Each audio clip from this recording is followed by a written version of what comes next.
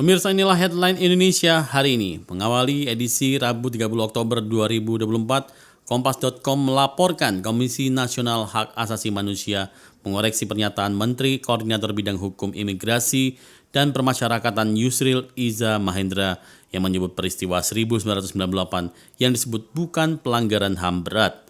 Yusril menyebut tragedi 1998 bukan pelanggaran HAM berat karena tidak ada genosida yang terjadi pada tahun Presiden Soeharto lengser itu. Namun Komisioner Komnas HAM Anis Hidayah menegaskan pelanggaran HAM berat tidak hanya meliputi genosida, sebab hal yang dapat dikategorikan pelanggaran HAM berat telah diatur dalam Undang-Undang Nomor 26 Tahun 2000. Selanjutnya, detiknews.com mengabarkan Ketua Komisi 10 DPR RI, Hatifah Saifuddin, menanggapi desas-desus mengenai kembalinya ujian nasional atau UN di masa pemerintahan Prabowo setelah Kemendikbudristek dipecah menjadi 3 kementerian. Ia mengatakan usulan terkait itu mesti dikaji secara mendalam hingga mempertimbangkan psikologis anak. Tapi memang anak-anak juga mungkin harus diberi semangat supaya dia lebih optimis terus juga termotivasi belajar. Jadi ada kesan kalau tidak ada ujian itu tidak semangat, ujar Hatifah di gedung DPR MPR Jakarta Pusat pada hari Selasa 29 Oktober 2024.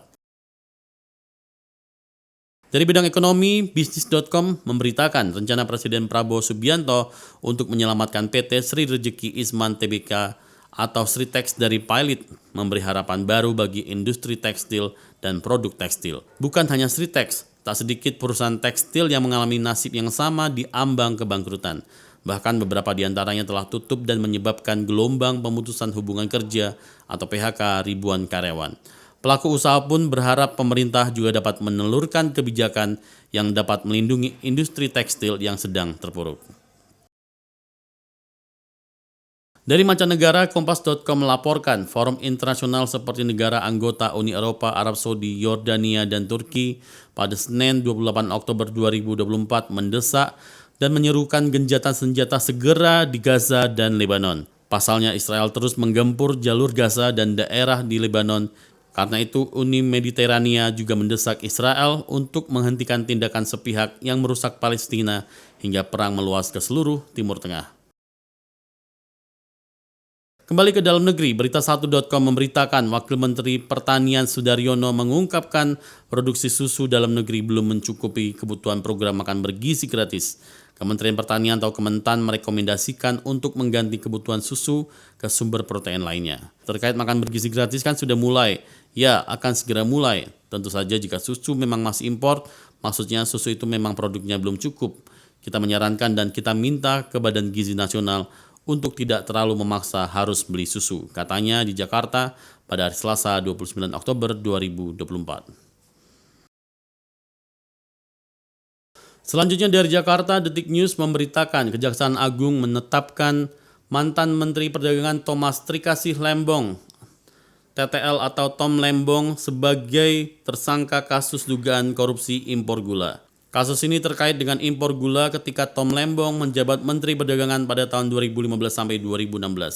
Saudara TTL memberikan izin persetujuan impor gula kristal mentah 105.000 ton kepada PT AP, kata Dirdik Jampitsus Kejagung Abdul Kohar dalam konferensi pers di Kejaksaan Agung pada hari Selasa 29 Oktober 2024. Kohar mengatakan impor itu dilakukan saat Indonesia surplus gula. Dia juga mengatakan impor gula harusnya dilakukan BUMN, namun Tom Lembong mengizinkan PT AP untuk melakukannya.